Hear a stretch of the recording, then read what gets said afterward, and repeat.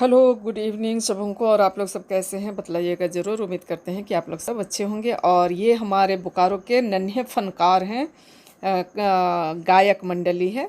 और जिस तरीके से कि आप लोग जानते हैं कि बोकारो में फर्स्ट कम्युनियन हुई थी, बस उसी की कुछ झलकियां हैं। कहना चाहिए कि वीडियो तो गया ही था, लेकिन कुछ फ़ोटोज़ ऐसे होते हैं जो छूट जाते हैं, तो मैं उनको आप लोगों तक पहुंचाना चाहती हूं। और हमारे बोकारो पारिस के जो नन्हे मुन्ने कलाकार हैं, गायक मंडली हैं, उनको भी आप लोगों तक पहुंचाना चाहती हूं। उन लोगों के बारे आप लोगों को बतलाना चाहती हूं।